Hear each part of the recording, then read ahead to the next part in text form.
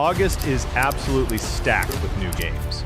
With GTA 6 getting closer, nearly every publisher is trying to release their biggest titles before the gaming world gets completely distracted.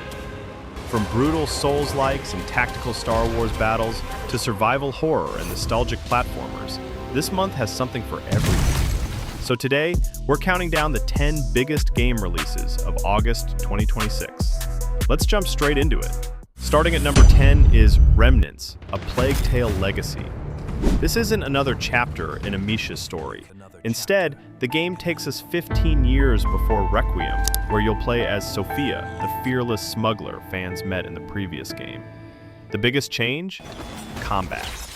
While the earlier Plague Tale games focused on stealth and survival, this one looks much more action-oriented, with fast-paced sword fights and direct enemy encounters taking center stage. It's definitely a different direction for the series, but considering Asobo Studios' track record, there's plenty of reason to be excited. At number 9, we've got Stalker 2: Cost of Hope, the first major expansion for Heart of Chernobyl. Instead of telling a separate side story, this expansion unfolds alongside the main campaign, focusing on the ongoing conflict between two iconic factions, duty and freedom. One wants to destroy the zone. The other believes humanity should learn from it. According to the developers, this isn't a small DLC packed with cosmetics. It's a massive, non-linear expansion with dozens of hours of new content, making it feel more like a full second campaign. If you couldn't get enough of the zone, this looks like the perfect reason to head back. Coming in at number 8 is Duskfade, and if you grew up playing classics like Jak and Daxter, Ratchet and Clank, or Sly Cooper, this one is going to hit you with a wave of nostalgia. It's a colorful 3D action platformer where your mission is to climb a mysterious clock tower, rescue your sister, and restore a world trapped in eternal night. Expect fast platforming, stylish combat, grappling, gliding, and plenty of creative level design. The best part? It doesn't feel like it's simply copying old games. It captures that classic PS2 era magic while adding enough fresh ideas to stand on its own. This could easily become one of the biggest surprise hits of the month. At number 7 is The Sinking City 2, and this time, Frogwares is leaning much harder into full-on survival horror. Set in a flooded city during the 1920s, you'll explore abandoned streets filled with terrifying Lovecraftian creatures, limited resources, and constant tension. Unlike the first game, which focused heavily on detective work, the sequel puts much greater emphasis on combat, exploration, and survival. The good news? You don't need to play the original to understand this story, making it a great entry point for newcomers. If you're a fan of games like Alan Wake 2 or Resident Evil, this is definitely one to keep on your radar. Kicking off the second half is Star Wars Zero Company, and honestly, this is basically Star Wars meets XCOM. Set during the final days of the Clone Wars, you'll command an elite squad known as Zero Company as a former Republic officer. Every mission is turn-based, meaning strategy matters just as much as firepower. If you're expecting lightsaber button mashing, this isn't it. This is all about planning your moves, positioning your squad, and outsmarting the enemy. For Star Wars fans who have always wanted a true tactical strategy game, this might finally be it. Halfway through the list, we've got Mortal Shell 2. The first game had some great ideas, but never quite reached its full potential. This sequel looks like it's fixing almost every major complaint. The unique shell system returns, letting you swap between fallen warriors, each with their own combat style and abilities. But this time, the world is much larger, exploration plays a bigger role, and combat looks faster and far more polished. Early previews have been surprisingly positive, with many saying it improves on the original in almost every way.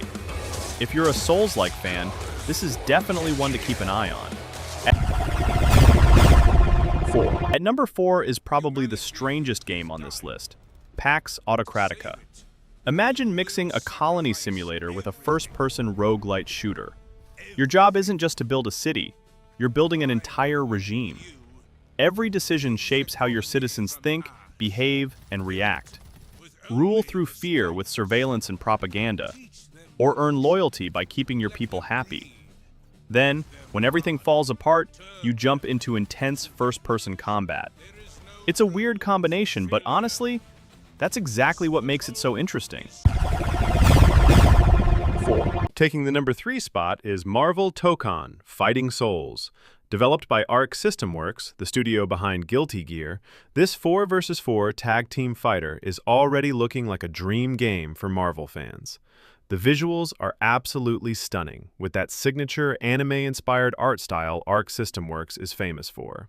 Fast combos, flashy supers, team-based mechanics, and an all-new take on Marvel's biggest heroes make this one of the most exciting fighting games in years. If you miss the days of Marvel vs. Capcom, this could easily become your next obsession. Number 10. Taking the runner-up spot is Beast of Reincarnation, and honestly, this might be the biggest surprise of the year. It's developed by Game Freak, yes, the studio behind Pokémon, but this couldn't be more different. Instead of collecting cute creatures, you'll step into a dark, post-apocalyptic version of Japan as Emma, a lone warrior traveling with her loyal canine companion, Ku.